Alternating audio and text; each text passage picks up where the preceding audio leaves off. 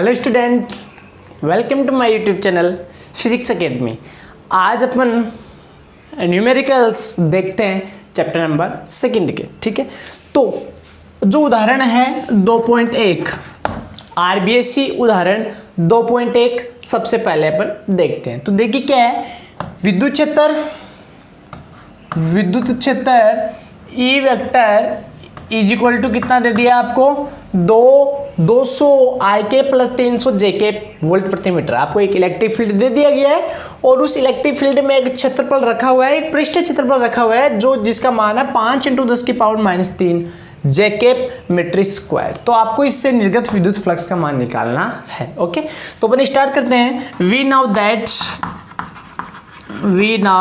That अपन जानते हैं कि जो इलेक्ट्रिक फ्लक्स होता है इलेक्ट्रिक फ्लक्स होता है फाई इज इक्वल टू होता है वो होता है E vector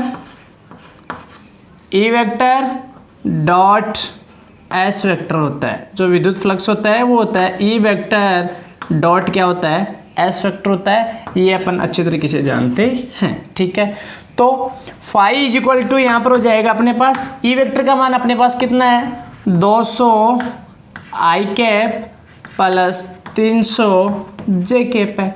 okay, and dot product S vector कितना है 5 × 10⁻³ और मेरे पास जे कैप है। ठीक है, आप डॉट प्रोडक्ट करना आपको अच्छी तरीके से आता होगा।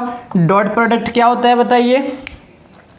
डॉट प्रोडक्ट अपन जब करते हैं तो अपन अच्छी तरीके से पता है अपन को कि आई कैप का आई कैप के साथ कितना होता है 1 होता है, जे कैप का जे कैप के साथ 1 होता है, के कैप का के कैप के साथ कितना होता है 1 होता है डॉट प्रोडक्ट में। ठीक है, क्योंकि डॉट प्रोडक्ट में cos थीटा आता है, आई कैप के साथ 0 डिग्री बनाता है, 0 का मान 1 हो जाता है और उसका मान 1 आ जाता है। ठीक है, आई कैप जे कैप का 0 हो जाता है, जे कैप के कैप का 0 हो जाता है, के कैप आई कैप का 0 हो जाता है। आपको डॉट प्रोडक्ट को अच्छी तरीके से पता है कि डॉट प्रोडक्ट में जो सेम वाला जो एकांक सदिश है उसका 1 होता है और बाकी अदर का जो होता है डॉट प्रोडक्ट वो कितना होता है 0 होता है। तो आप सभी का डॉट प्रोडक्ट क्यों करो जब आपको पता है सेम एकांक सदिश वालों का ही 1 होता है, बाकी का तो 0 हो जाता है। तो उससे कितना ही गुणा करो 0 हो जाएगा। तो सेम वाले को कर लो। आई कैप 200 आई कैप को यहाँ जे कैप से करोगे तो कोई मतलब नहीं है, क्योंकि आई कैप और जे कैप का जो डॉट प्रोडक्ट होता है वो कितना हो जाएगा 0 हो जाएगा। तो इससे बढ़िया तो आप ये 300 जे कैप का इस जे कैप के साथ ही करो केवल। ठीक है, तो 300 जे कैप का इससे गुणा कर लो तो कितना आ जाएगा। देखिए 300 को 5 से गुणा किया तो कितना आ गया 1500 × 10 की पावर कितना आ गया × 10 की पावर आ गया -3 और जे कैप डॉट जे कैप का क्या हो गया डॉट प्रोडक्ट हो गया।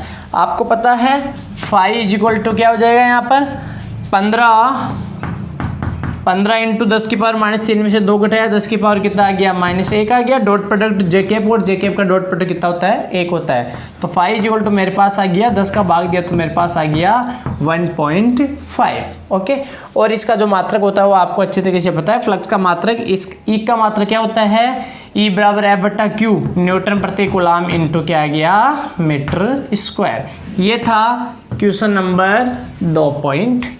ओके, आपको समझ में आ गया होगा कि इलेक्ट्रिक फ्लक्स को अपन कैसे निकालते हैं। यदि आपके पास विद्युत क्षेत्र दे दिया जाए, क्षेत्रफल विद्युत क्षेत्र सदिश के रूप में दे दिया जाए और क्षेत्रफल सदिश के रूप में आपको दे दिया जाए तो केवल आपको इलेक्ट्रिक फ्लक्स निकालने के लिए आपको केवल डॉट प्रोडक्ट ही करना होता है, बाकी आपको कुछ भी करना नहीं है। यदि आपको उनके परिमाण दे दिया जाए तो फिर आपको क्या करना पड़ता है डॉट प्रोडक्ट को खोलना पड़ता है phi is equal to E S cos theta. फिर आपको वो क्या चाहिए एंगल चाहिए between E and S. Okay student, screenshot.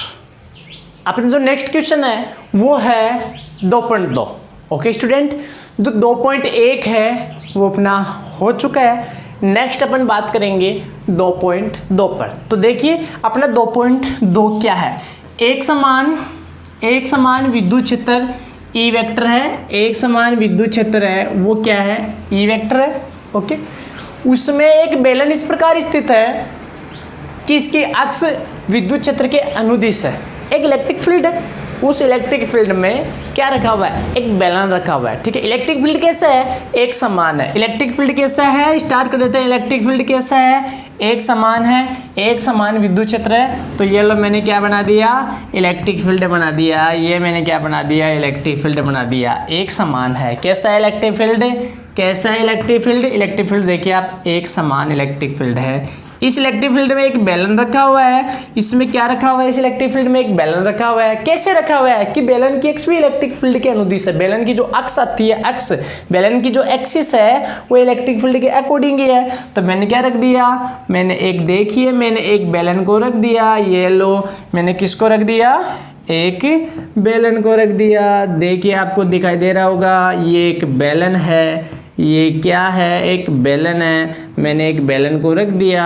मैंने किसको रख दिया, एक बेलन को रख दिया। कैसे रखा है कि जो बेलन की, कैसे रखा है मैंने बेलन को कि जो बेलन है उसकी जो एक्सिस है, एक्सिस समझते हो, ये रही बेलन की एक्सिस। ये बेलन की एक्सिस है वो इलेक्ट्रिक फील्ड की डायरेक्शन में है। ये इलेक्ट्रिक फील्ड ई वेक्टर है, उसकी दिशा में ही क्या है, इसकी डायरेक्शन है। ठीक है, एक्सिस, ये रहा एक्सिस, एक्सिस की डायरेक्शन इलेक्ट्रिक फील्ड की दिशा में। ओके रख दिया।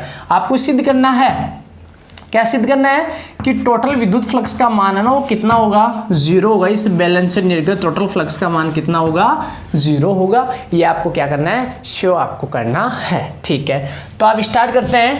तो बताइए क्या स्टार्ट करें अपन। 2.1 अपना क्वेश्चन हो चुका था। तो देखिए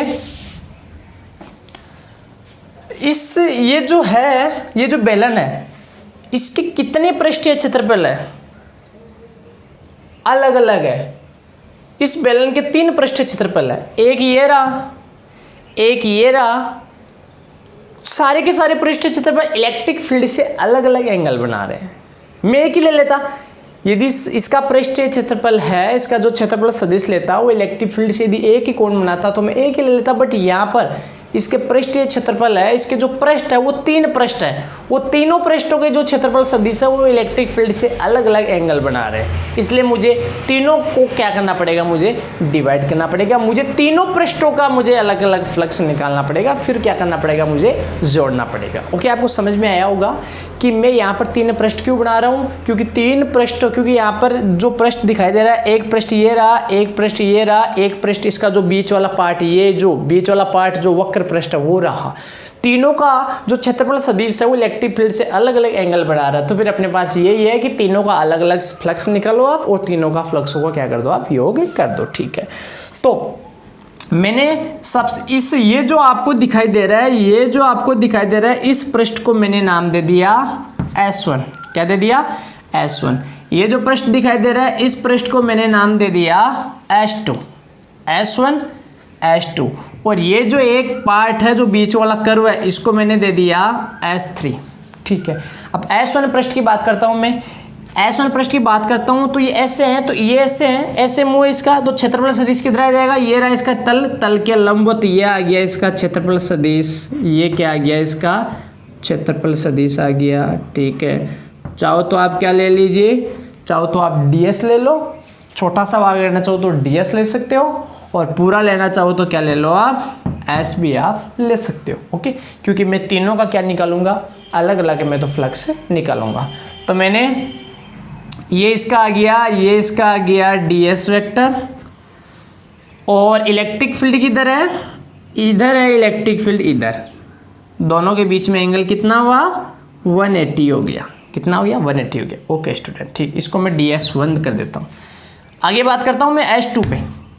तो इसका मुंह उधर है, ये रहा, इस वाले की पार्ट है, इधर इस वाले की पार्ट थी, अब की बार इस वाले की पार्ट है, ये एक बेलन के रूप में ही है।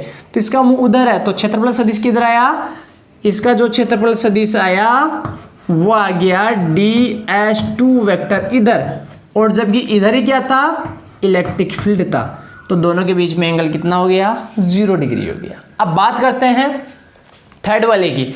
तो थर्ड वाला आप कहीं पर भी ले लो, यहाँ यहाँ यहाँ यहाँ पूरा वक्र घुमा हुआ है, तो कहीं पर भी आप क्या ले सकते हो, कहीं पर भी आप क्या ले सकते हो, कहीं पर भी आप ले सकते हो। यहाँ पर क्षेत्रफल सदिश किधर भी ले सकते हो, ये पार्ट ले लो, ये पार्ट ले लो, ये पार्ट ले लो, ये पार्ट ले लो, कोई सब एक पार्ट ले लो, छोटा सा अल्पांश ले लो, तो मैंने एक ये छोटा सा अल्फांस, मैंने ये एक छोटा सा अल्फांस ले लिया, ये लो ये ले लिया मैंने एक छोटा सा अल्फांस इसका, और इसका जो क्षेत्रफल सदिश है ये लिया है तो ऊपर की ओर ही होगा, ये छोटा सा ये ले लिया छोटा सा भाग तो ऊपर की ओर हो गया, और ये क्या आ गया, ये आ गया DS3 वेक्टर।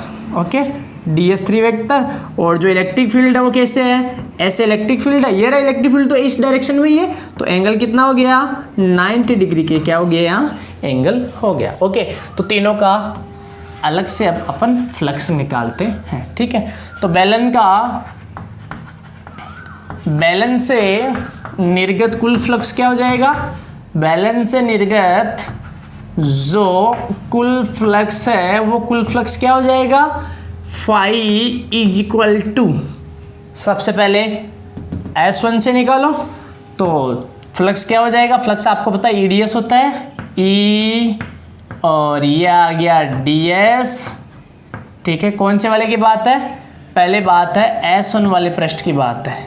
कौन से पृष्ठ की बात है, S1 वाले पृष्ठ की बात है। ये बंद थोड़ी है इसलिए आपने इसके बंद नहीं लगाए, क्योंकि पूरा बेलन था बंद था, उसको आपने टुकड़ों में कर दिया, S1 को अलग कर दिया, S2 को अलग कर दिया, S3 को अलग कर दिया। ओके, तो ये बंद पृष्ठ अब नहीं रहा। ठीक है, S1 plus E vector dot DS, चाहो तो आप इसको 2 भी कर सकते हो, DS1 भी कर सकते हो, DS2 भी कर सकते हो। ओके, तो ये लो DS1 कर दिया, इसको कर दिया DS2 कर दिया, और ये कौन से का है, S2 का। ओके, ये फ्लक्स आ गया S1 भाग से, ये फ्लक्स आ गया S2 भाग से, और नेक्स्ट S3 भाग का जो फ्लक्स है वो क्या हो जाएगा, E डॉट DS3। ओके, निकालते हैं अपन, फाई इज इक्वल टू क्या हो जाएगा, E और DS1 के बीच में कितना एंगल है, E और DS1 के बीच में 180 है, तो क्या हो जाएगा बताइए,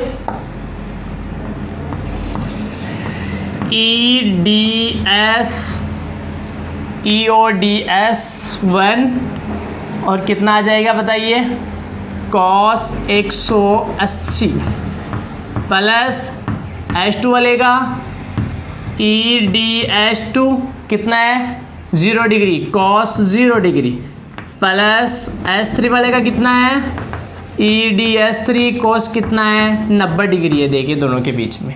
तो फाई इज इक्वल टू बताइए यहाँ कितना हो जाएगा। अब मैं इससे देखता हूँ कि ये इसका जो इतना क्षेत्रफल है उतना क्षेत्रफल किसका है, इसका है। ओके, तो यहाँ पर देखिए cos 180 का मान कितना हो गया, cos 180 का मान कितना हो जाएगा, माइनस हो जाएगा, E का E आपने ले लिया, और DS1 का आपने क्या कर दिया, DS1 का आपने समाकलन कर दिया। तो DS1 का समाकलन ये पूरा ले, मान लो ये पूरा आ गया, ये पूरा इसको अपने क्या मान लिया, S मान लिया, cos 180 का मान माइनस हो गया। DS का समाकलन करोगे तो DS का समाकलन करोगे तो कितना आ जाएगा, पूरा ये पूरा आ जाएगा कंप्लीटली, और इस पूरे को मैंने क्या मान लिया, S मान लिया। ओके, तो ये हो गया माइनस का माइनस, तो इसके कारण हो गया, E को ले लिया, DS का किया तो S आ गया माइनस का ES, प्लस cos 0 का मान 1, E को बाहर ले लिया, DS2 ये रहा DS2, इसका पूरा करोगे तो इसको मैंने क्या माना था, S माना था। अरे जितना इसका भाग है भाई बेलन में, इस पार्ट का क्षेत्रफल इस पार्ट का क्षेत्रफल अलग अलग थोड़ी होता है, एक ही होता है। तो ये क्या आ गया, ये प्लस का ES आ गया, प्लस cos 90 समाकलन करने की आवश्यकता नहीं है, cos 90 का मान 0 होता है, ये पूरा प्लस 0 हो गया, और फाई का मान भी कितना हो गया, ये प्लस का ये माइनस का, टोटल फ्लक्स का मान कितना हो गया, 0 हो गया।